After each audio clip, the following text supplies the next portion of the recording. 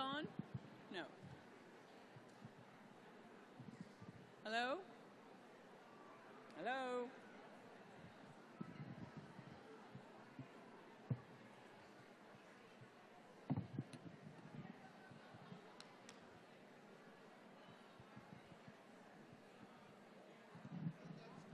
Hello?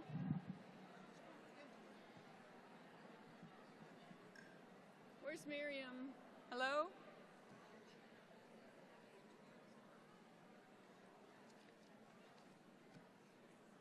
Hello? Is this on? No.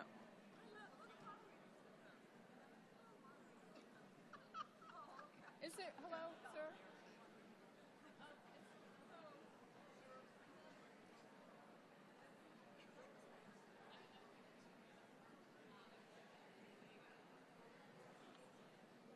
Okay, this is as good as it gets. Hello? Can you hear? Oh, hello? Yes? In the back? Okay. We want to apologize for starting late. Phyllis Curat, who organized the whole assembly today, can't hear. Can't hear? Now can you hear? No. Now can you hear? Yes. It's a terrible echo. Can you put your hands up in the back if you can hear? Okay, good. If it's too loud, also put it up later. Yes, okay. Anyway, we're starting late because Phyllis Curat, who organized the whole assembly, had to meet with the press now. So, what? Try to use this?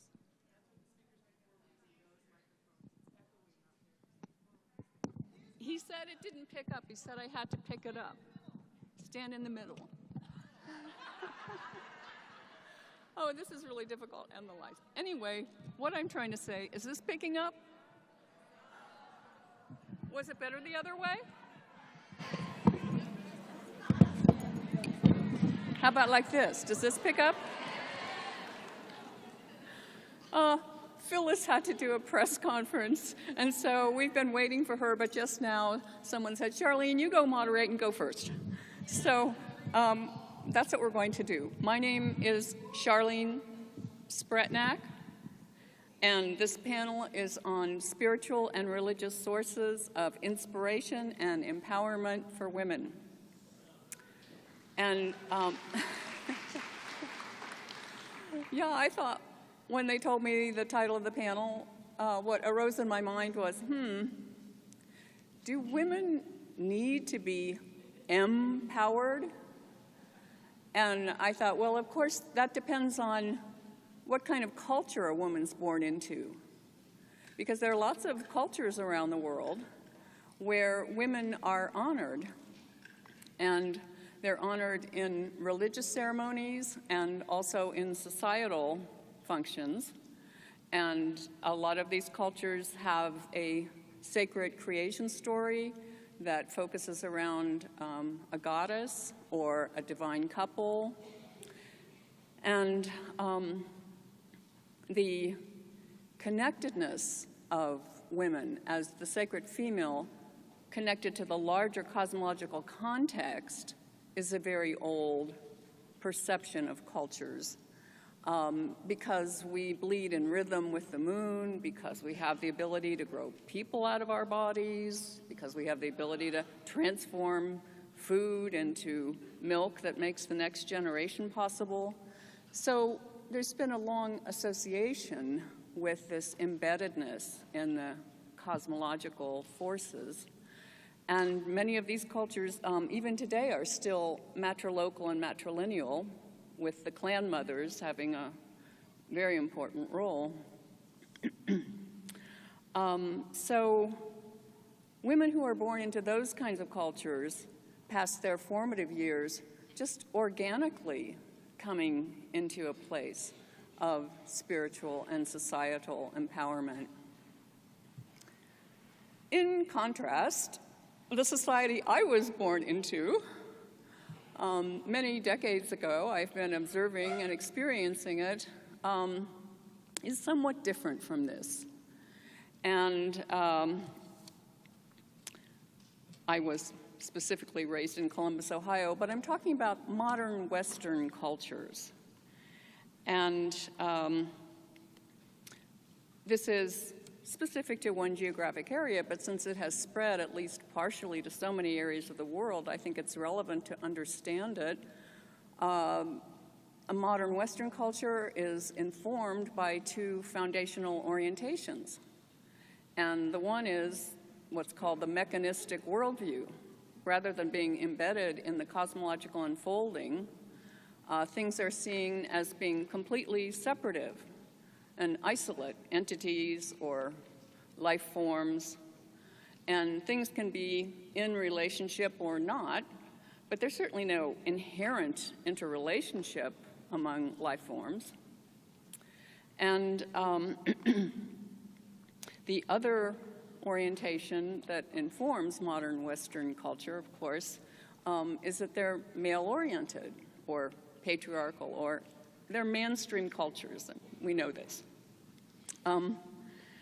And the mechanistic worldview fits very well with male subjectivity because they invented it.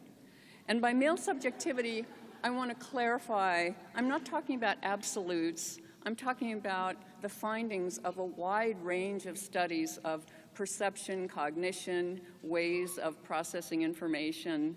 There are gender and sex differences which show up through the decades and in different cultures, but of course in different ways in different cultures. So in general, women show up on these kinds of tests as having a more relational mode of perception and cognition in general. So the most important part of a modern Western culture is the political economy. This is seen to be at the center, and everything else just shakes out around it.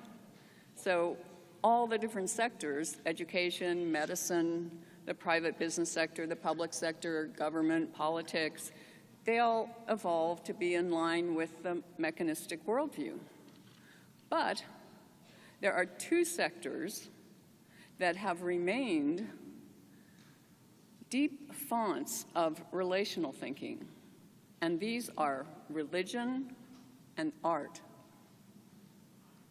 And religion, of course, is an exploration of the exquisite dynamic interrelatedness of all being, the unitive dimension of all being, and ultimate creativity in the cosmos, which is perceived and expressed in many different ways culturally. And then art explores human and planetary existence in ways that break through the limitations of any language system and cognitive modes of thought that are discursive. So these two sectors are considered quite marginal, pretty far from the political economy, just as women are considered quite marginal in the system. So when the three of them converge as women's spiritual art, a very powerful source of inspiration is formed for women. And this is very important for us if we're working to change this culture or any other culture with some things that could be improved, because the culture does regard us as secondary. And in fact, if women try to conform entirely to mainstream culture, they damage themselves over time. It's very important to find our own inner balance and center. So I want to say, too, there's nothing wrong with male subjectivity in itself. It's just when it's passed off as the obviously right way to think and do things instead of, half of society. Again, general tendencies we're talking about.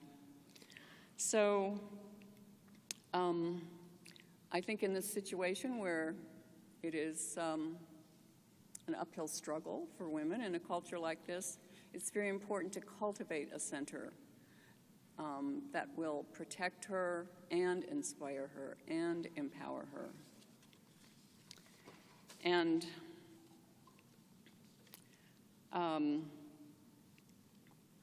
I think that this combination, women's spiritual art, is really our mana.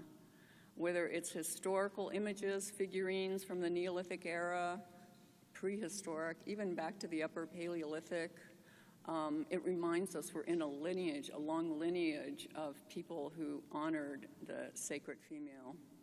And then with regard to contemporary artists, painting, sculpture, women's installation art, music, literary arts, dance, all these are also sources of this protected, I think, conversion of relational thinking, which is otherwise not honored in the culture, not very available in the culture. So I wanted to tell you about a very terrific source of this. And I'm going to close with this. It's just that I would like you to know about this book that is full of these examples of women's spiritual art that's incredibly empowering. It's actually an exhibition catalog from an exhibition 3 years ago, but it's still in print. I checked online. And it was an international exhibition that was jointly put together by the Museum of Modern Art in Mexico and the Los Angeles County Museum.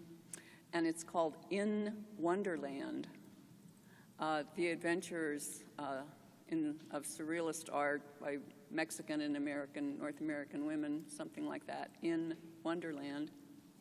And it's really amazing because these women didn't use the label surrealist for their own art, but all of them, and they're very different, it goes over 4 decades, were very interested in exploring their authentic spiritual experience without being limited to a particular tradition.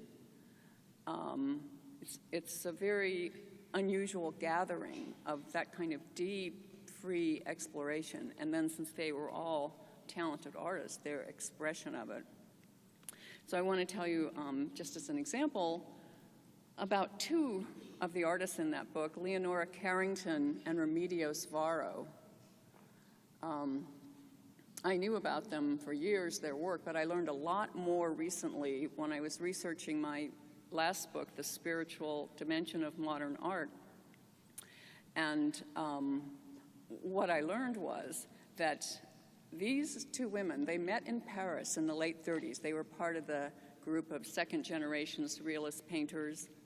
And that scene was very much controlled by André Breton, who was very patriarchal. So after the war, after World War II, they each had moved 5,000 miles away from that to Mexico City.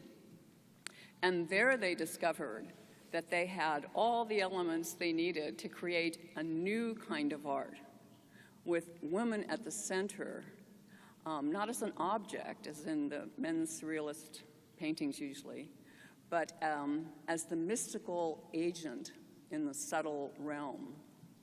So these 2 women, Leanora Carrington was English and Remedios Varo was Spanish, V-A-R-O, if you want to look up her incredible work online sometime.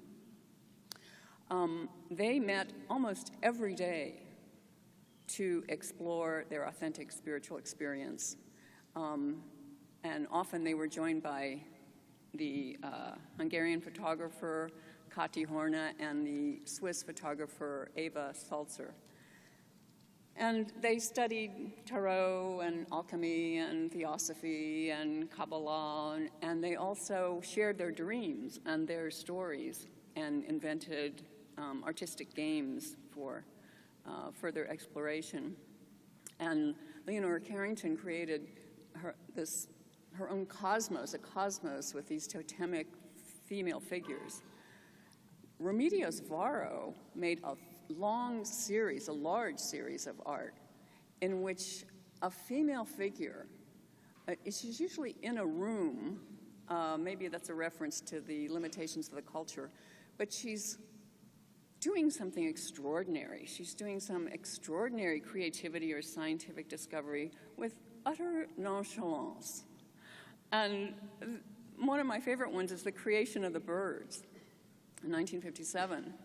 So this figure is sitting at a table. It's nighttime. It's like a tower room. And celestial light is coming through the window, and it goes through this kind of Rube Goldberg contraction. And then she's got a prism, and the light is onto her table, and then she's painting birds. She's making birds, and then they fly out through the window.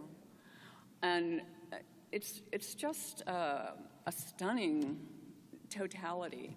And I thought, well, birds, creation of birds. Don't women create birds every day with a word or a touch or an insight? Things that are beautiful, things that sing, things that are free. And we do. So I would just like to say that they're an example of how an exploration of authentic, deep spirituality sparked their work in the world.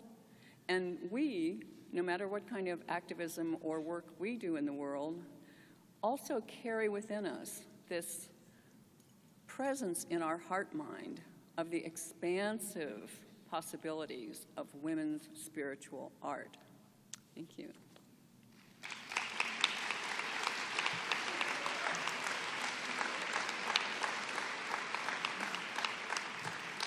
Okay. Now our second speaker, Sadhvi Bhagawati Sarswati, who is with us from India.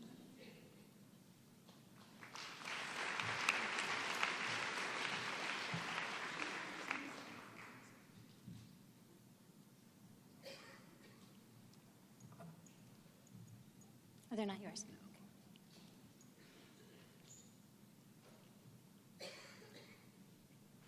It is such a wonderful honor, a joy, and a blessing to be here today with you all, and especially to be here gathered in the name of discussing, bathing in the concept of our spiritual sources of inspiration and empowerment to become that change that we want to see in the world.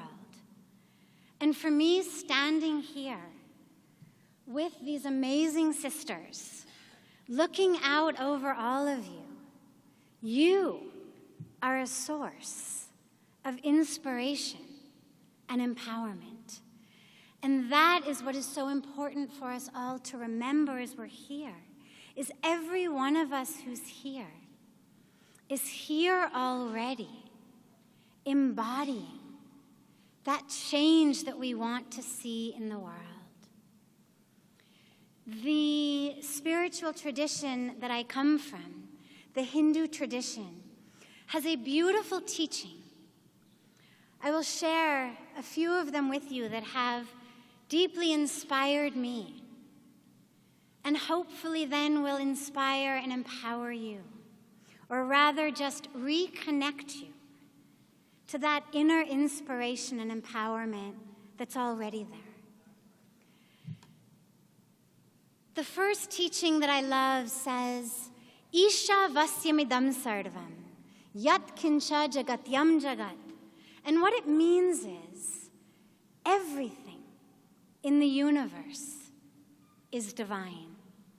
The entire universe is pervaded by the divine.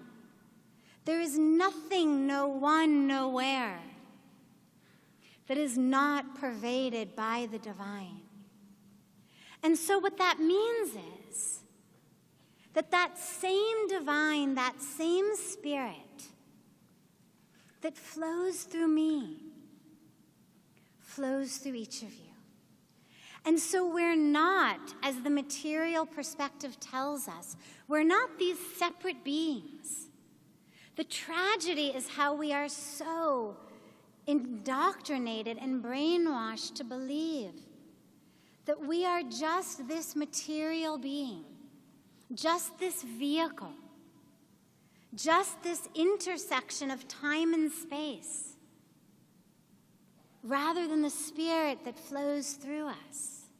If you were driving down the freeway one day and someone called you and said, "Who are you?" And you said, "I'm exit 51." They would think you just hadn't heard them, and they would repeat it. They would say, "No, no, I didn't say, 'Where are you?' I said, 'Who are you?'" And then if you said, "Well, now I'm exit 52, they would think that either you had gone crazy or the batteries in your cell phone were running low. But that's exactly how we live. We identify as this vehicle, this vessel, how old it is, where it's from, what its make is, what its color is. If we say to somebody, "I am 44 years old, I'm female, I'm American, I live in India, I'm Caucasian," that's not who I am. That's like saying I'm exit 51. It's the intersection of time and space where this vehicle has reached. So we're told, "Isha vasyamidam sarvam, yat kincha jagatyam jagat." We are pervaded by the divine. And so we're not the vehicles that are separate. We are the spirit that flows through us, which is one. And so my service becomes not service of you as a separate being, but it's service of the self. So when we serve, when we work, it's not, "I'm doing something for you," or "I've got a Post-it note on my computer that says, 'Remember to do a random act of kindness today.'" We serve because the other is the self. Your pain is my pain. Your hunger is my hunger. Your thirst is my thirst. If I fall and I trip and I injure my right leg, my left leg will start to pick up some weight. We call it limping. But we don't have to fold our hands and say, "Oh, gracious left leg. Oh, wonderful humanitarian left leg. Could you please, for just a little while, pick up some weight?" It understands the right leg is self. And if I trip and fall week after week, month after month, year after year, that left leg is never going to say, "Again? Like always me?" And I share this because we are called upon today to serve in each of our individual ways, with each of our capacities. But the world, whether it's just the person sitting next to you, whether it's the people living in countries across the world, whether it's our rivers, our mountains, our air, our water, whether it's the species going extinct, every aspect of our world is calling upon us to serve, but not to serve as the other, but we serve because it is self. And then the beauty of that is that wherever we are and whatever we're doing, it becomes part of our spiritual practice. Otherwise, most of us have this set time of day, whether it's 5 minutes or 20 minutes or an hour, that's our spiritual time. And it's beautiful. And then we've got the rest of our day. And how many of us have found ourselves sitting in a car on the way to a meditation class or a yoga class or our house of worship, and we're running late, and there's traffic. And we're late not because it's our fault, but because someone, the person in the car next to us, the lady checking us out at the grocery store, a pedestrian has made us late. And so we find ourselves sitting in that car, screaming either internally or externally, "Get out of my way, I've got to get to my meditation class. I've got to get to pray. I've got to go do yoga." And what the teaching reminds us is, sitting in this car is my meditation. Being on the way is my yoga. The same God I'm worshiping in my house of worship is present in all of those people who made us late.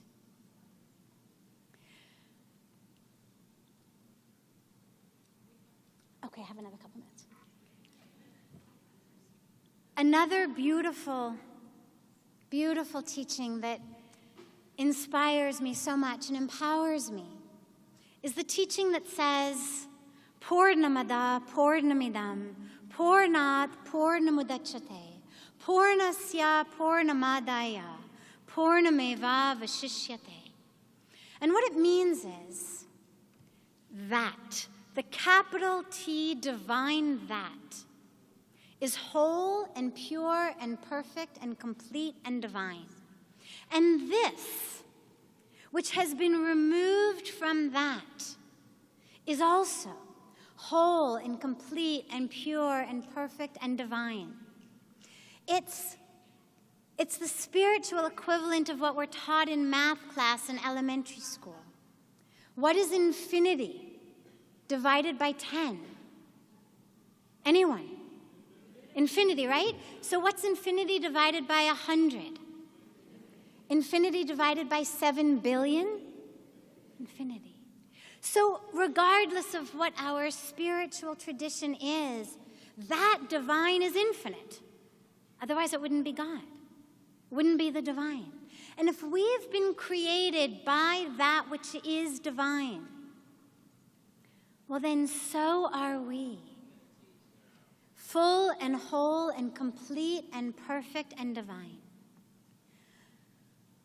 All of that which makes us think otherwise is just this identification with the vehicle. So when we talk about empowerment, we already are empowered. We just have to remember to identify with that core, with that which is whole and full. We've been created not just by the Creator, but of the Creator. When we look in the world, that which we see is our creation. And what that means is, if we want to see something different, first, we change it on the inside, our vision, our identification. And then that becomes what we create on the outside. But none of us is anything other than full, whole, complete, and divine.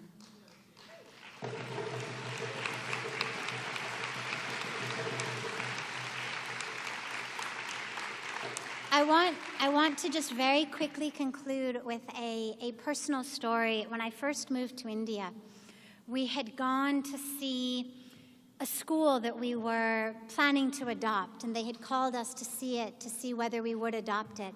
And it was my first time in an Indian slum. And I don't have to go into detail. There's no time to go into detail. You've seen movies. You've seen pictures. It was the epitome of the worst slum you can imagine. And in the midst of this slum, which seemed to go on for acres and acres and acres, in the midst of it was a hut. And the hut was made with some little pieces of wood and tarpaulin, the equivalent of a hefty bag on the top. No floor, just the dirt. But outside that hut were lined up little broken plastic shoes, dozens of them. Because to these children, it was not a hut but a temple. And when we walked inside, and of course there was no electricity, no light, other than that which came in through the slits. And in the front of the classroom, a young girl was chanting mantras, leading all of these children in these beautiful prayers.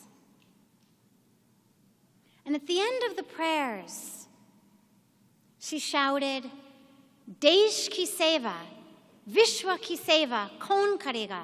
It means, who will serve? Who will serve the people of this nation and of the world? And these children, who had slipped through the hands, slipped through the fingers of the world, were so inspired and empowered by that spiritual tradition that every one of them raised their hand and said, hum karenge, we will, we will. And that is the power. And that is what not only all of us, but all of the youth of the world need. We can and we will. Thank you.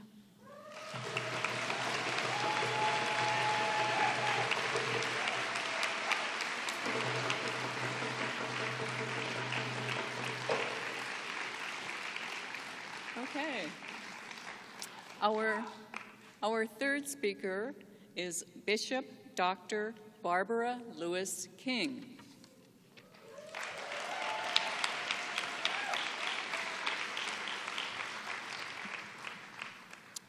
There's a word that is akin to namaste, and it says namaskar, Namaskar, which means I salute the divinity in you. I want to share that with you so you will know that we can also say namaskar. I salute the divinity in you. I'm back again and happy to be back. I want to do something, a little exercise before I share with you my own spiritual path. I was asked to share my spiritual path and to bring into the awareness of who I am as a member of the New Thought movement in this country. You can't hear me?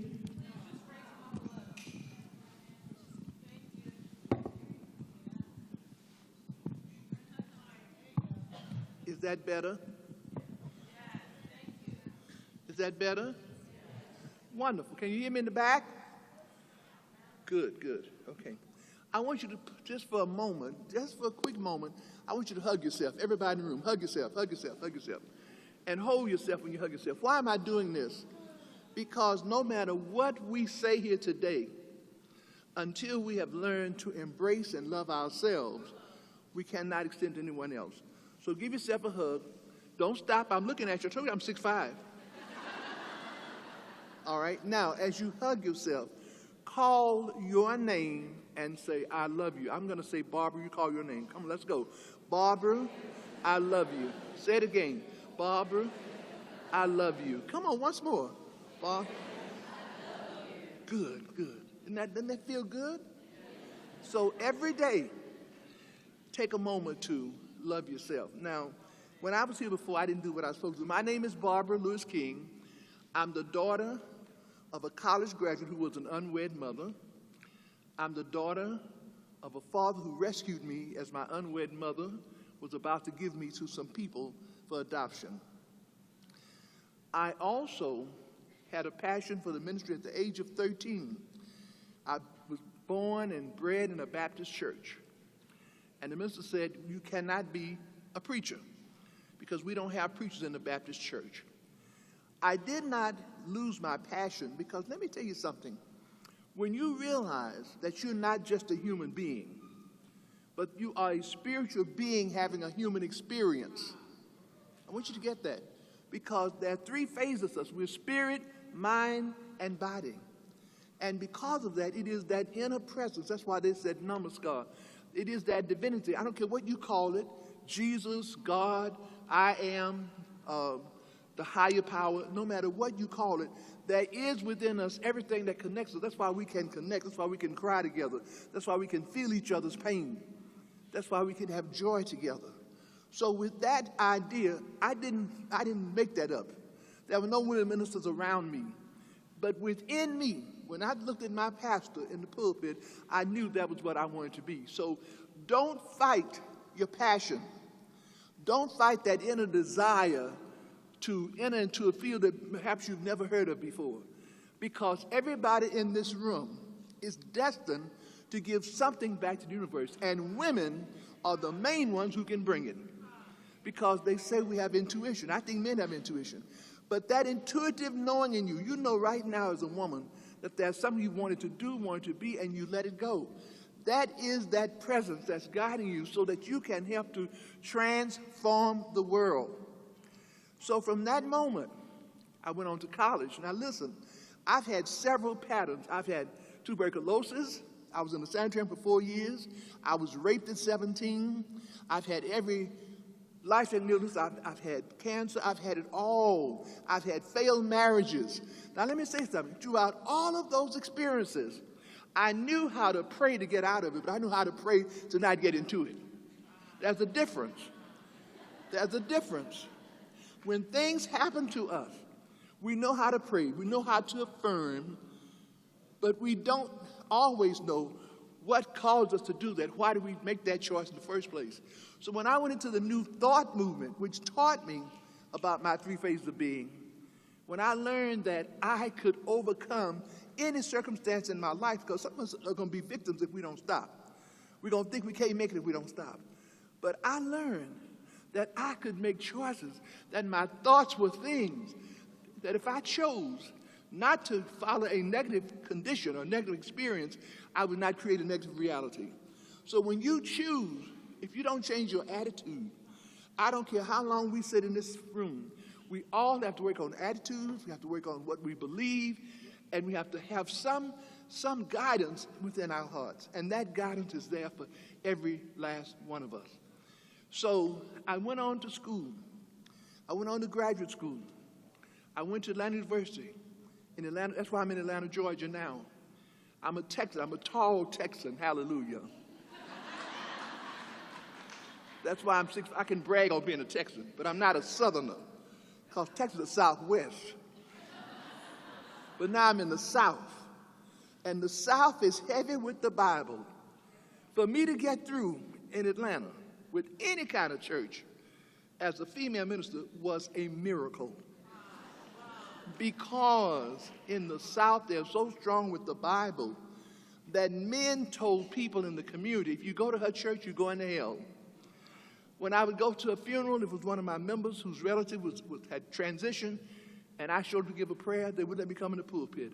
On one occasion, a minister had me to walk with the pallbearers to come into the church. So now we're talking about the rights of women. I can tell you some real life stories of things that I went through. But in all of that, when you know who you are, when you believe in who you are, nobody can stop you.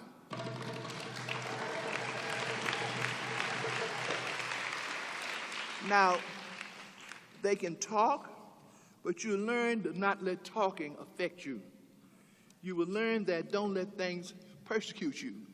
You will learn that even though they're saying these things, I know, that's why I had you to hug yourself, I know who I am. Now, having gone into this movement, my mentor was Johnny Coleman in Chicago, Illinois. She was a woman with a huge church. Amen for Chicago. I know that's from Chicago people, that's why they're clapping. But I saw her stand in her pulpit, preach good sermons, build a fantastic church, and yet still be accused of that she was not supposed to be a woman. So when I got to Atlanta, I served as Dean of Students at Spelman College. I was Director of a Mental Health Center. I had wonderful jobs, but when I stepped out because as Dean of the college that I was in, the president called me and said, I will not have a dean who's also a minister. And when they tell you they're not going to renew your contract, you're on your way out, baby. So they did not renew my contract. But you know what happened? Faith came in. I stepped out in faith to believe it was my time to start the ministry. Now let me say something about faith and hope. We have a habit of saying, I hope it works. I hope it happens. That's not faith. Hope starts it, but faith completes it. Hope is a starting point. It's good to hope, but if you just hope and nothing else, then you find yourself really not expecting things to happen. So my hope that I would be a minister led to my faith. In other words, what he did for me was a blessing. He just pushed me right on out there. I had no choice. I had no job. I had no savings. I had no 401k. I had a son and a grandmother who's already in her 80s. So I stepped out in faith. And you know what happened? When you step out in faith, women, somebody always comes to take care of you. If you can just believe that your faith is true for you, everybody and everything that you need is already in place. I want you to get that, because you can't see it. Faith says you can't see it, but you have to believe it. So everybody that could help me with that church showed up so I could get it going. It's 44 years now that I've been pastoring. I went and got my doctorate at the age of 82. I am now 85.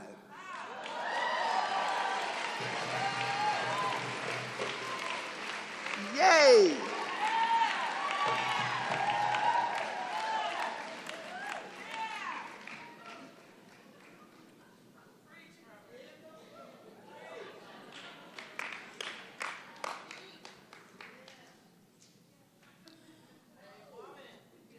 When I said we were spirit, mind, and body, not only did I reach for my spirit at all times for guidance, I even asked the spirit what to wear. It works. And my man said it works if you work it. And then my mind. Your mind is the seat of all activity. Everything that's in your mind is what you produce in your outer. Watch your thoughts. Stop being so negative. Get into a positive vein. And you know, when I first came into New Thought, we had a little saying about if something happens, if you say something you don't want to say, you say cancel, cancel. So let's say that together. Come on. Cancel. Say it again. I can't hear everybody. Say it again.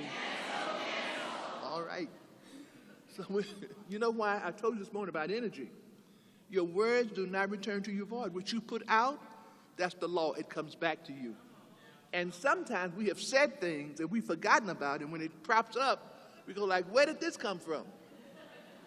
So I want you to understand that your mind is the seat of your activity. Your thoughts are things. What you choose to think and believe becomes your reality. Now, stop a minute and think about something that you have going on. You forgot you thought it into reality. That is the truth. That's New Thought teaching. What you think and believe becomes what? Your reality. You have to watch your thoughts. You see, we're talking about building a coalition. We're not just here to say we celebrate women. We're talking about building coalitions in this place so when we leave here, we take these ideas with us. We use them. We become the ambassadors for the movement of women in this country. Everybody in this room can move one person. And if you move one person, they can move someone else. That's why we say each one teach one. So in this understanding, we can begin to know that everything we do affects us in some way. Now let's go to the body. You say, I look good for 85. Well, I exercise. I try not to eat after 6 o'clock. I don't eat any meat. I'm not a vegetarian, but I do like fish. Why am I saying this? Because when we don't take care of our bodies, they're not going to last. So don't say God made me sick so I could get well. Stop using that. We blame God for everything. Start taking responsibility for your body temple. Bless your body. Love your body. I don't care what size you are. Start where you are, loving your body temple. Be nutritious in what you're eating. Watch what you're eating. Get the rest that you need. Get relaxation. I've been on the road this entire month. This is my last stop. But do you know I know how to stop and rest? So when you're ripping and running and moving, learn to take time to just be still. And that's where your meditation comes in. Anybody know about meditating? If you just learn, now listen, don't try to make it something that you can't handle. Just learn to take 5 minutes, start with 5, and just be still and listen to the inner voice. Listen to your intuition. You see, a lot of times we know what we're supposed to do, but we say, well, no, let me call Mary and see what Mary thinks. And Mary doesn't know what happened to you. So Mary's going to say, it won't work, Barbara. But when you believe in something, talk to folk who think like you think. Stop talking to folk on your job and in places who have no idea that you've been to this convention, that you've been here and you've learned something that's going to change you. If you can't give it to them, if they don't want to receive it, stand on your own. Stand tall and know, if I've got it, somebody will get it, because if I've got it, it's going to reflect. See, people say, well, what is it? It's your light. Your energy is your light. You don't know that. But this whole place is just a light lit up right now with your energy. So when you see somebody, you don't know why you kind of reaching out for them. It's because your light has met their light. Think about it. When I look at somebody and say, my light is looking at you, look at them. Tell them, say, my light's looking at you. Look at the person. Tell them, my light is looking at you.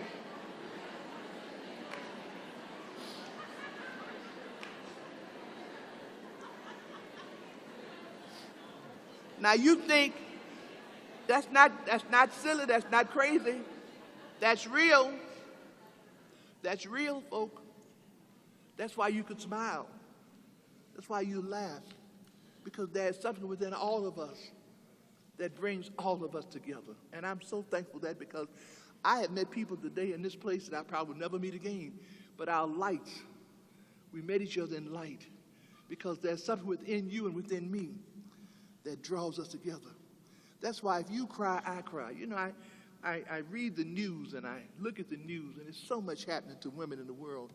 And I can feel that pain, because we are all connected. That's why we can feel each other's pain. We can feel each other's joy.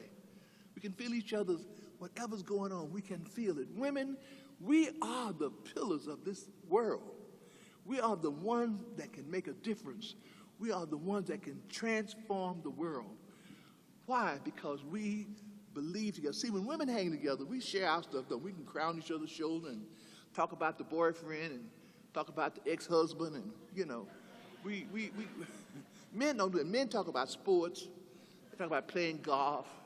They talk about baseball. They go to the pool hall. But women get together and we connect, and we tell each other our stories, and we tell each other how we feel. And that's why we are so necessary for whatever change we're going to have in the world. So number one, find a support group that you can be in that thinks in this positive manner that you think. It may be your church, it may be your synagogue, it may be your temple, but have a group. I have people that I could absolutely call at midnight and say, look, I need to talk. Ministers have to talk. Ministers get burdened. When I do funerals, I grieve as well, but I can't let anybody know I'm grieving, because I've got to stand tall for the family. But what I'm saying to you is that I have a support group. I have people that I can call. And there's a young lady with me right now, one of my ministers, that I can talk to. We can share. Have someone, a group, one or two people or more, that you can connect with no matter what's going on in your life, and they won't think that you're crazy.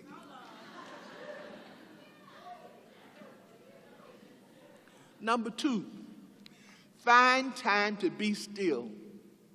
When you wake up in the morning, before you get out of bed, take a moment to give thanks. Take a moment to realize, gosh, I woke up this morning at 85 and I'm alive. Woo-wee! Think about it. You may be 19, but you are alive. So when you get up in the morning, have your own morning ritual. Now, some of y'all looking at me like, what is she talking about? I'm going to tell you what I'm talking about. I'm talking about learn to be still so you can hear that inner voice. Taking some time. Now, in New Thought Movement, we have it with affirmations. We speak the truth. An affirmation is a prayer.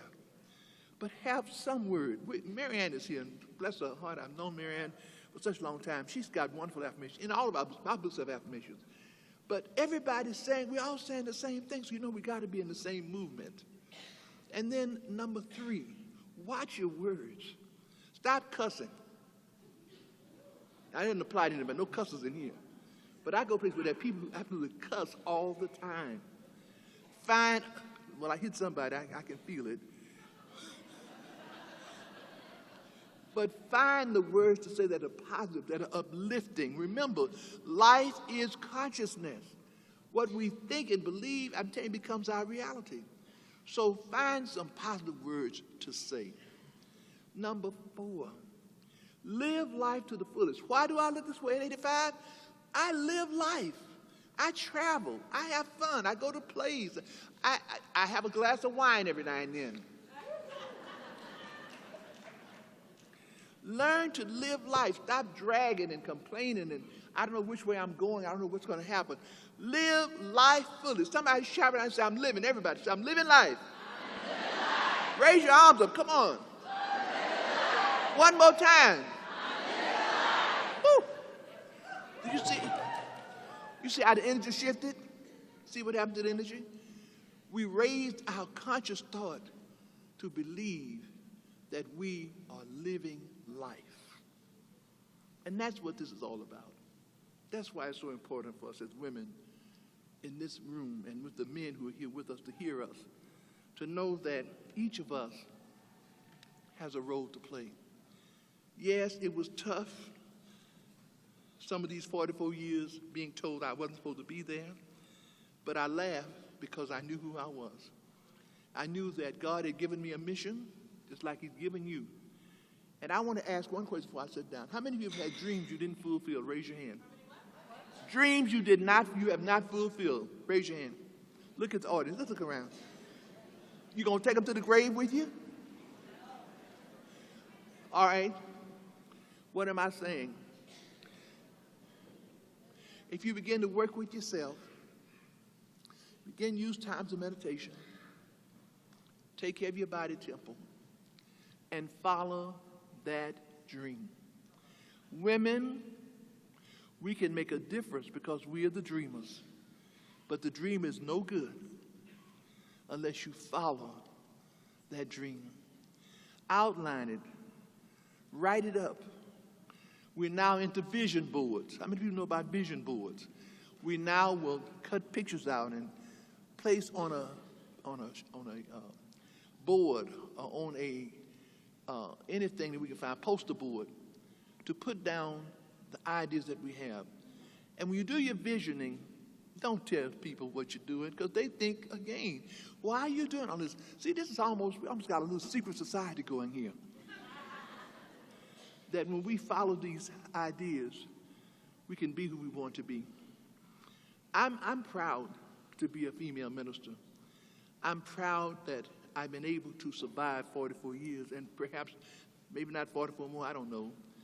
But my plan is to follow my dream. And I'll tell you one thing. When you follow your passion, you will never go broke. When you follow your passion, it always pays off. So the dreams you're sitting on are keeping you from your prosperity. And I suggest that you work with them and know them. Now I want you, before I sit down, join hands again as we did this morning. One more time, join hands.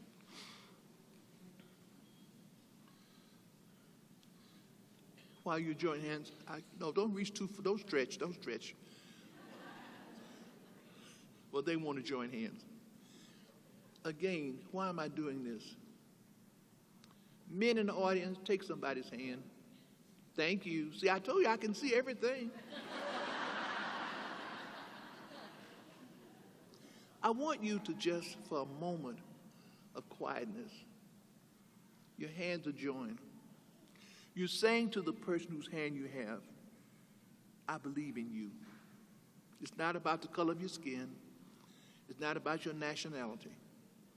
It's about we're all one. That the same spirit is in me, is in you. The same red blood that runs through me runs through you. The same cells and organs that you have, I have. That's the uniqueness that we are, but unless we work with that. And I'm just full because I see so much potential here. I see what we can do. If 3,000 women can be in this place, we can, with the tip of our finger, change where we are and change. In Atlanta, where I am now, the ministers are respecting me more. They're also realizing that I have something to say. I'm on television, they say that they copy my sermons. So you see, I don't worry about that. Earlier, the girl said she didn't give me the proper introduction. I don't need a proper introduction. Your introduction is who you are. You introduce yourself every time you meet somebody. And how you act the first time lets them know how you're going to be the rest of the time. So I want you to just close your eyes for a moment. I'm going to close mine. Just close them for a moment and just breathe as deep as you can on your own. And just realize that you're in the presence of pure energy. And that energy is you. And this place has the same energy. And there is within you that power, that part of you which is so precious and so beautiful. And there is within you a mind that's waiting for you to take it and use it for the glory and the presence of that presence within you. And that your body will respond to you as you take care of your body, as you nurture it, as you love it, as you know that it's your body. And with that, healing takes place, because whatever you choose to follow your spiritual self, then healing takes place. So right now, as our eyes are closed, I am standing here to say for all of us, for me included, that the healing flow that we all seek is flowing to us right now. This is without denomination. This is without religion. This is spirituality. The healing flow that we all desire is moving to us now. The healing flow which I desire is moving to me now. For this conference, for this great, great parliament of world religions, for every leader, for the board of trustees, for everybody who's working, for the volunteers, what a great opportunity we have to transform the world. And it begins with your world. So you're holding hands because you acknowledge it. In my world comes transformation, and I bring it to the outer world. And I simply say, and so it is. And you say, and so it is.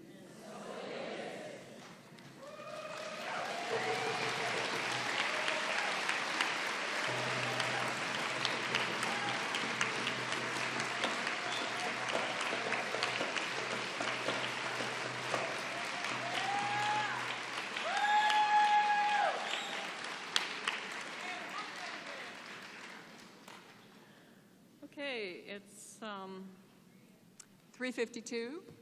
We're supposed to be in break time. We're supposed to be starting the closing ceremony at 4 o'clock. I'm going to make an executive decision here, even though I have no power to do that. I'm not connected with the planners at all. But we were here for a half hour waiting to start our panel, and we're going to finish it. You are all right where you need to be for the closing ceremony. It'll just start a little after 4 o'clock, because our fourth speaker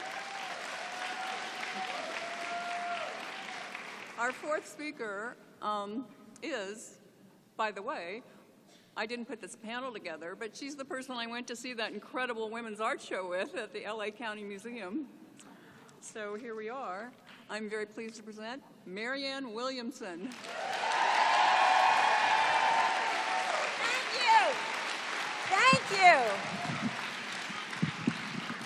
You know, I don't know this whole thing of women being behind podiums. I thought we were supposed to be way out front in the world today. But it's kind of hard. How about this? Can you hear me well enough, or do we need the... Okay, this is like an obstruction, you know.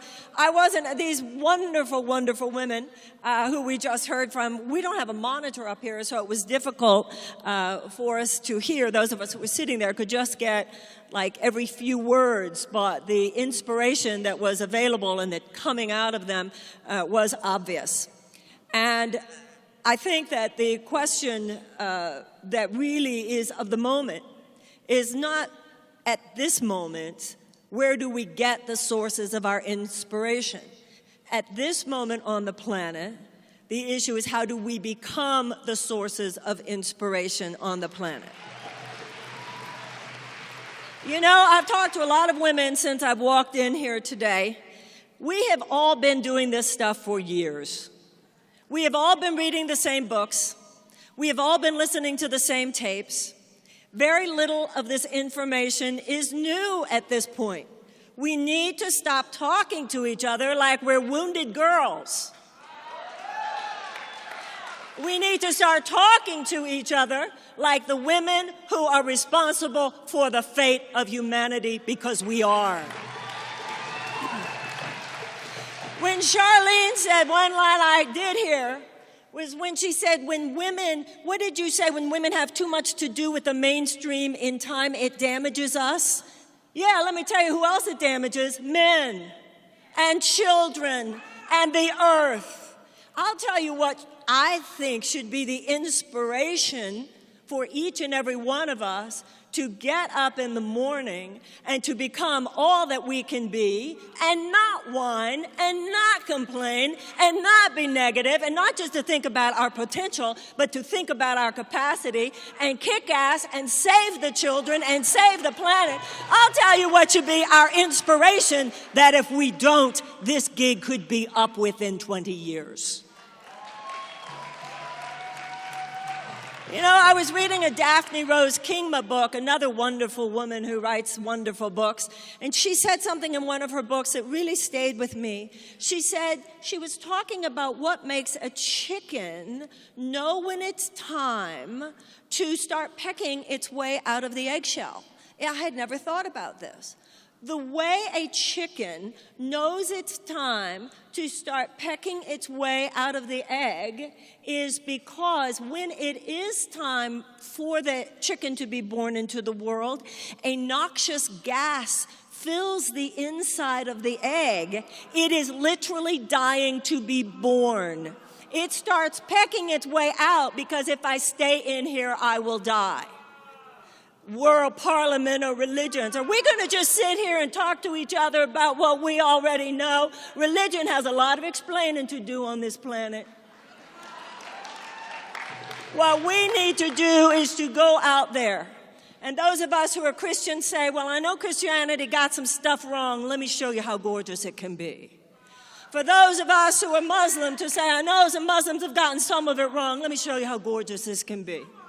For those of us who are Jewish to say, I know sometimes some of us get some of it wrong. Let me show you how gorgeous this can be.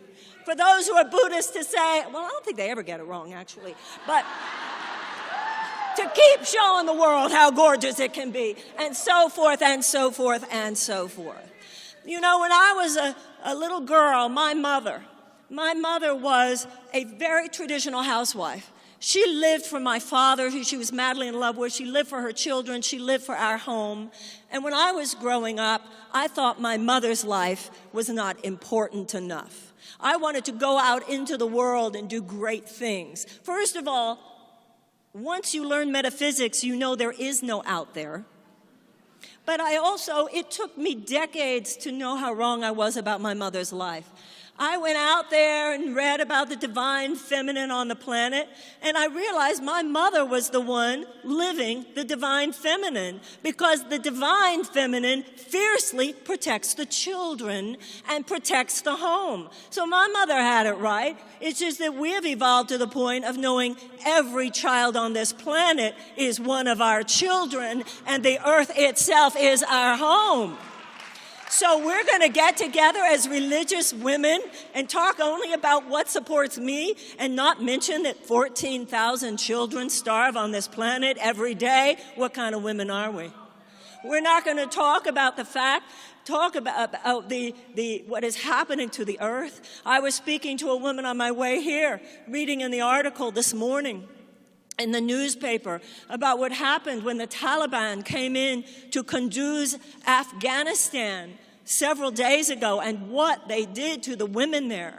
Ladies and gentlemen, every woman, to me, part of what can inspire us is knowing that for those of us who are fortunate to live in countries, for those of us who are fortunate enough to be in situations where we can use our voice, when you think of all the women on this planet who, if they were to speak a fraction of what you and I just take for granted as what we're permitted to say and do, who, if they were to do a fraction of that, might be publicly lashed or stoned to death in a public square.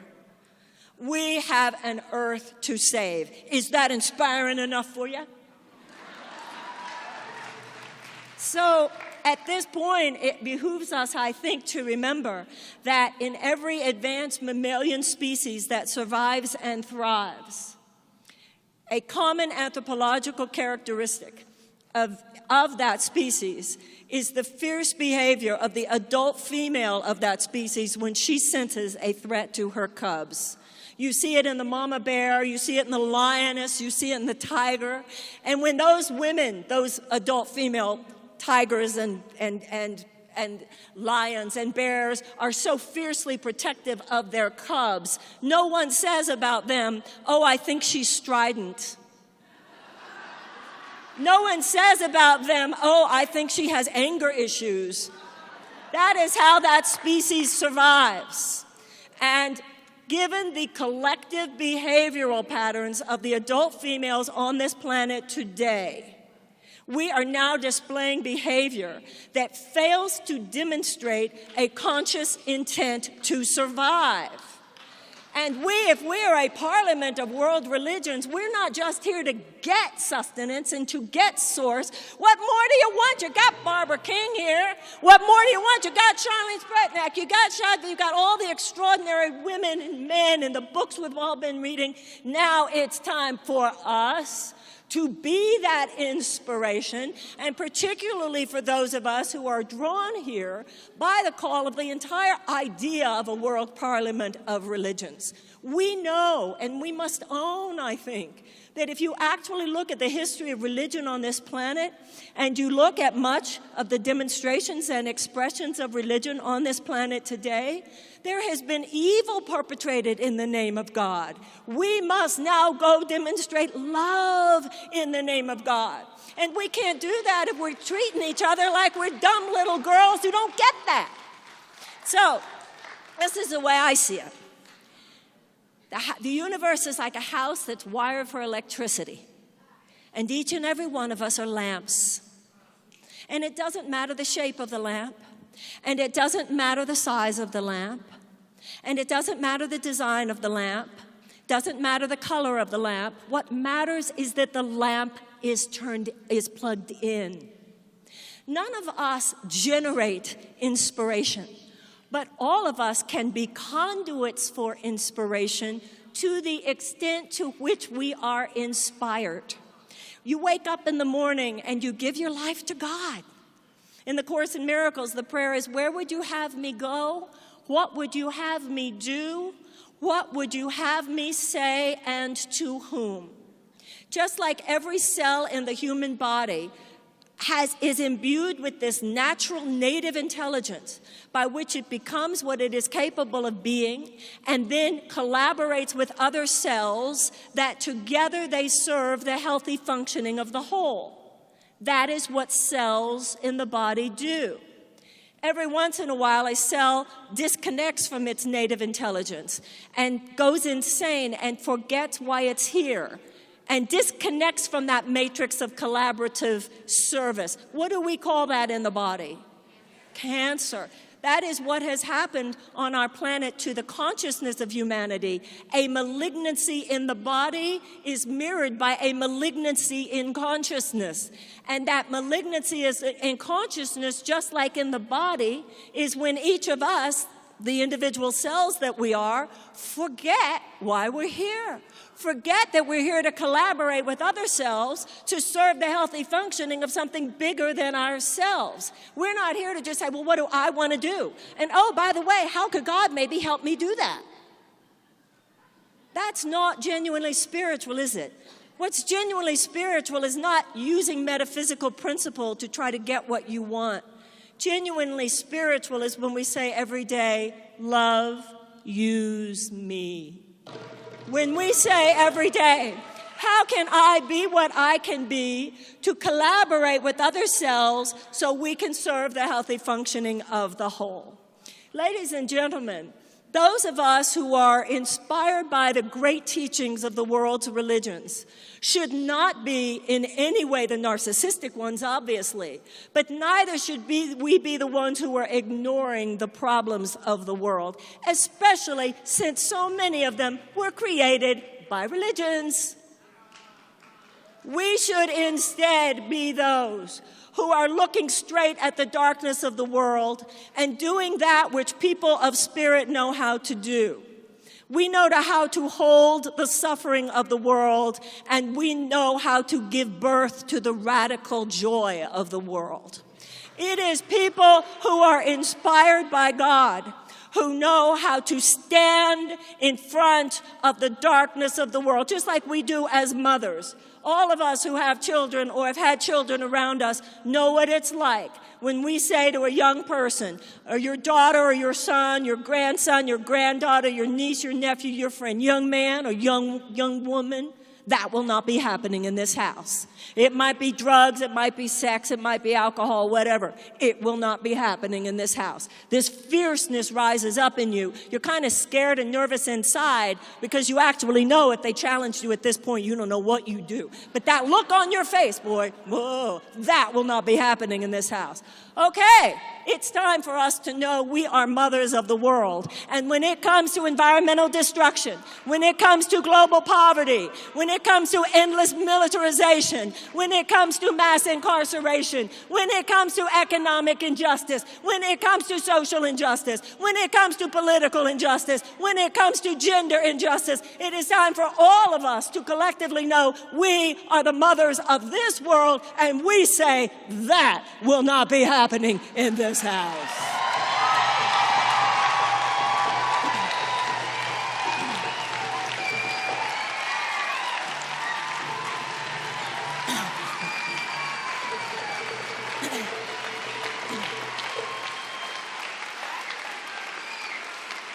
Now, what are you supposed to do to play your part to make that happen? I don't know. That's not my job. Because every cell is assigned, some cells are assigned to the liver, and some cells are assigned to the heart, and some cells are assigned to the lungs, and some cells are assigned to the bone. But they are imbued with a natural intelligence which guides them to where they can be of use. And God doesn't tell me what you're supposed to do with your life, and God doesn't tell you what I'm supposed to do with my life, but as each of us prays, and as each of us meditates, and as each of us forgives, and as each of us practices endless compassion, and as each of us wakes up in the morning and says, God, use me, love, use me, plugging in, allowing that electricity to come into us, all of us special and none of us special. None of us the water, but all of us the faucets. Then we are guided. And we know in every interaction and in every circumstance and in every situation, both in our personal lives and in our global experience, God will use us to the extent to which we allow him or her or it to use us, that we might more than be the change. We might also make the change, insist on the change, applaud the change, and not stand for it when that change ain't happening. Thank you very, very, very, very much. God bless you. Thank you. Thank you. And let's say that prayer. Thank you. Thank you. Thank you. Thank you so much. Thank you. Thank you. Thank you.